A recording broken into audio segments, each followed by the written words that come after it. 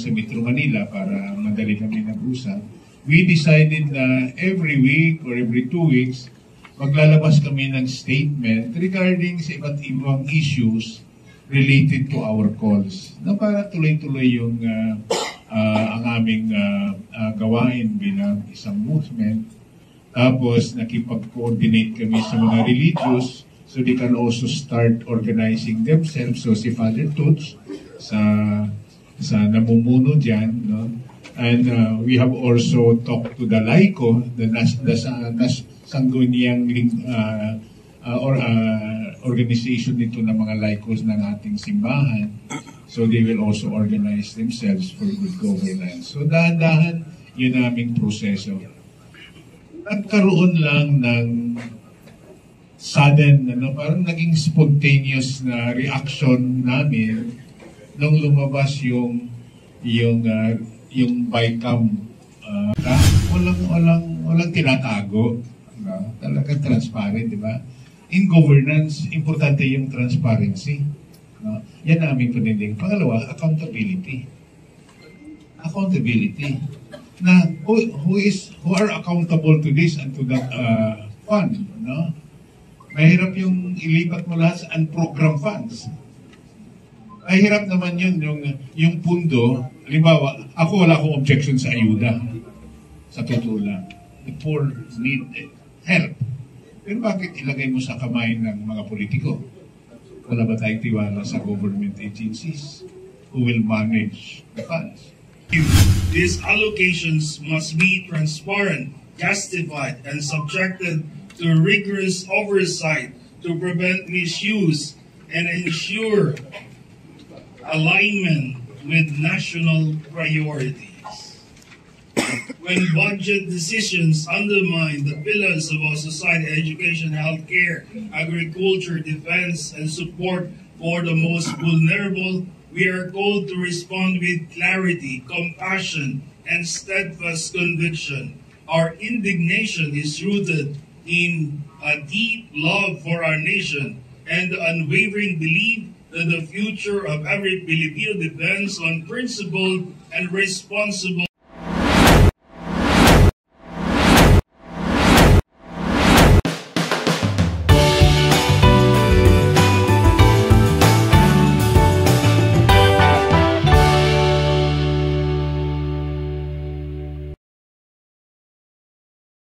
Yung clergy for good governance. At sinimulan namin yun ng isang misa sa Katedral ng Cubao, led by our 4 bishops. And then, nilahad namin yung 7 panawagan ng mga kaparian. Ang dalawa doon ay ina-highlight namin ngayon. Una yung to promote good governance for social transformation. And then yung pang-apat, which is very timely, to oppose systemic corruption, proliferation of lies and disinformation. No? So yun ang panawagan. And then kami sa council, we have a coordinating council at lalo na yung nagbuo kami ng secretariat na nandito lang sa Metro Manila para madali kami nag-usap. We decided na every week or every 2 weeks, maglalabas kami ng statement regarding sa iba't ibang issues related to our calls. Na para tuloy-tuloy yung ang aming gawain bilang isang movement. Tapos nakipag-coordinate kami sa mga religious so they can also start organizing themselves. So si Father Tuts sa namumuno dyan, no? And we have also talked to the laiko, the sangguniang organization nito ng mga laicos ng ating simbahan. So they will also organize themselves for good governance. So dahan-dahan yun aming proseso.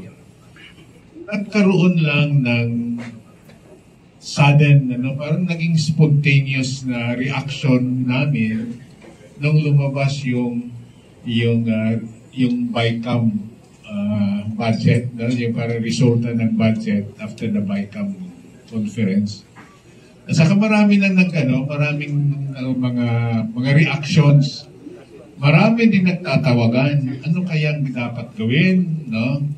So, siguro naisip ko yung mga 5 tawag yata na tanggap ko sa iba't ibang grupo. Father, anong gawin? Ganyan. So, I consulted our group, no? What shall we do? So, nag-decide kami na mag-meeting. And the meeting was held here.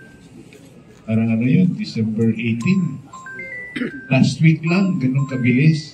So, we invited yung mga partners who have also reactions, no? To the kind of budget na nilabas, for signing. Dito kami nagkasundo.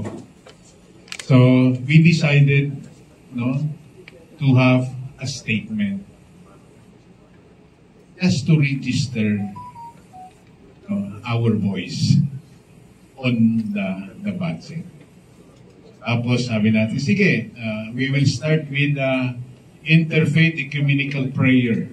Kasi nandito na yung ating mga kapatid na sa evangelicals, no?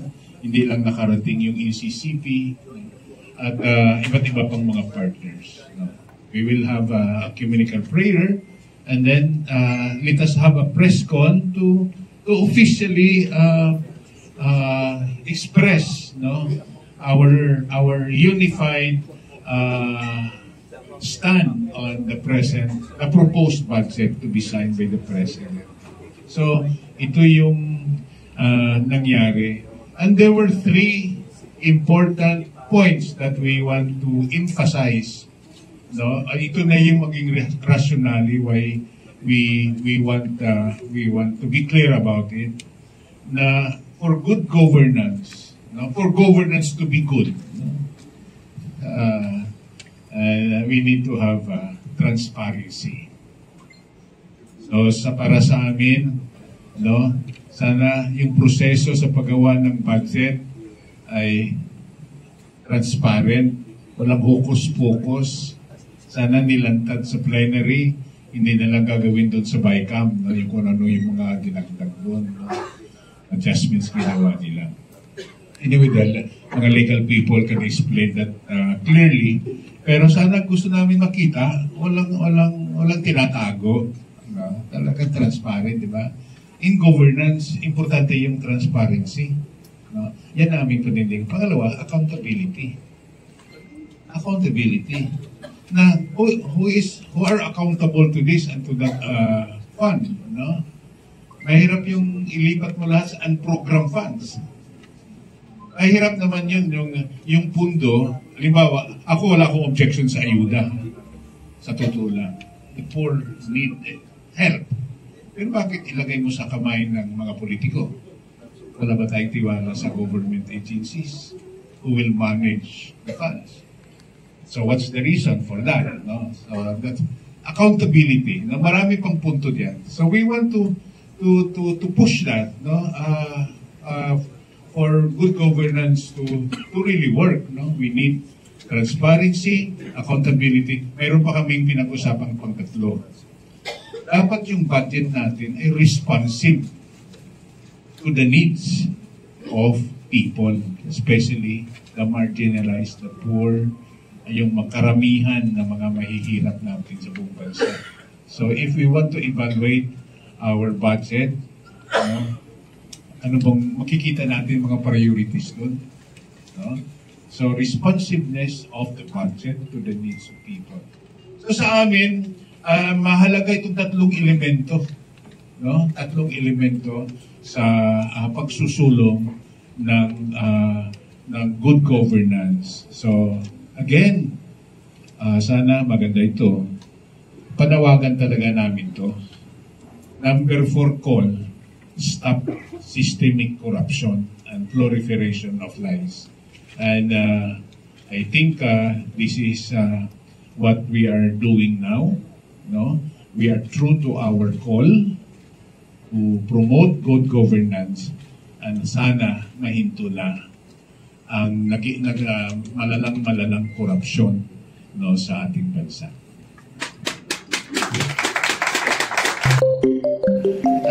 party organizations regarding our deep concern over the self-serving budget that threatens our shared future.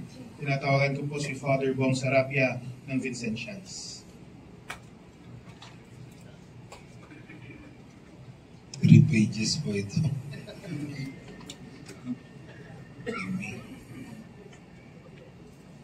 Message from the clergy for good governance and partners. Deep concern over a self-serving budget that threatens our shared future. We, the clergy, for good governance, CGG, and partners, express our deep concern and righteous indignation over the recently approved 2025 budget of Congress, which prioritizes self-serving interests over the urgent needs of the Filipino people.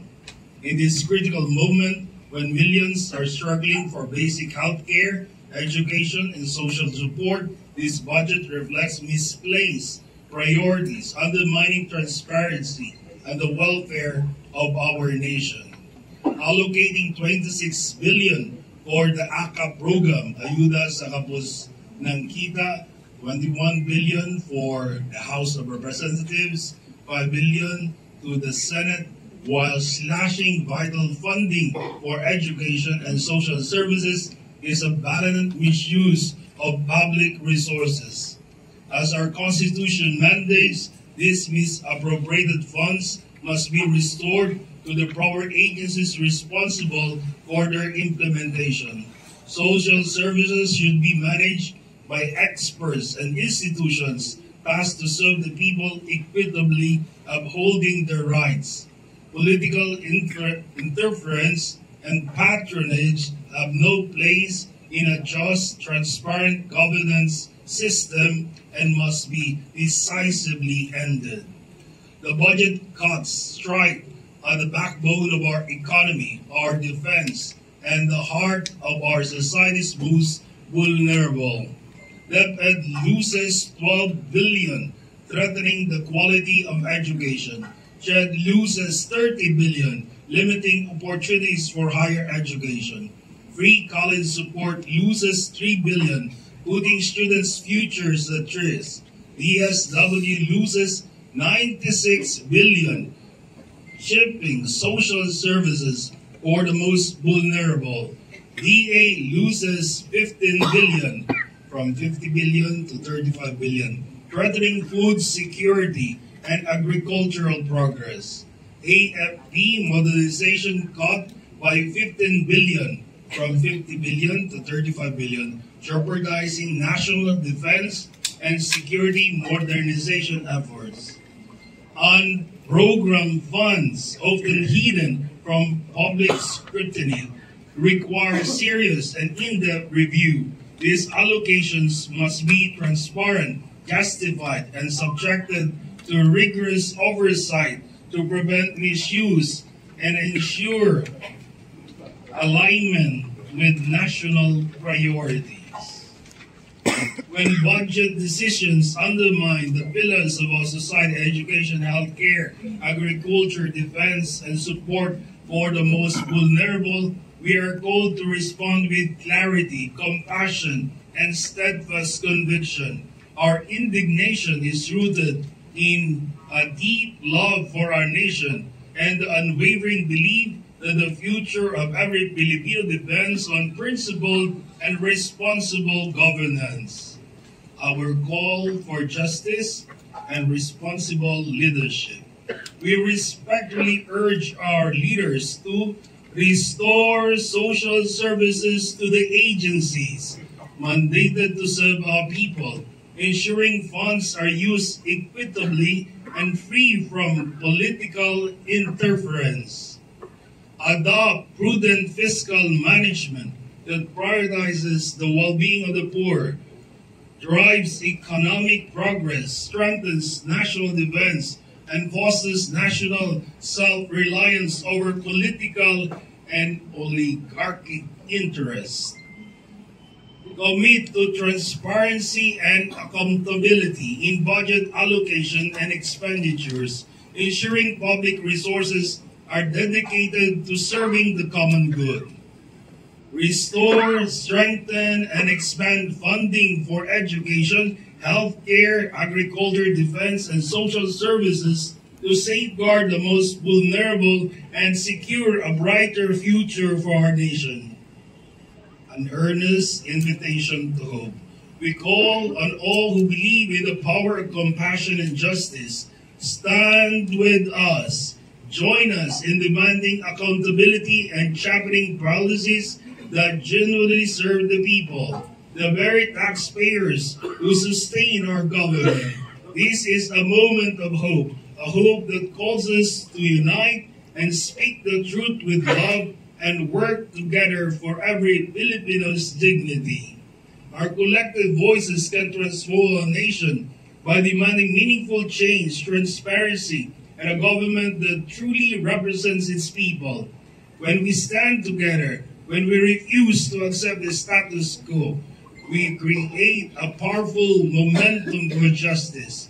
This is not just a call, it is a promise of what we can achieve when we unite with purpose, compassion, and unwavering commitment to the well-being of every Filipino. Our strength is in our solidarity. Our power is in our collective voice. Our hope is in our shared vision of a nation where accountability, dignity, and justice are not just words, but lived realities for all. This is our path forward. This is our hope for a brighter, more just Philippines. From Philippians 2:4, that each of you look not only to his own interest, but also to the interest of others. This season of miracles, we unite with one wish. We seek a gift of lasting change, a budget that echoes every citizen's voice, honors every community's needs, and builds every Filipino's dream.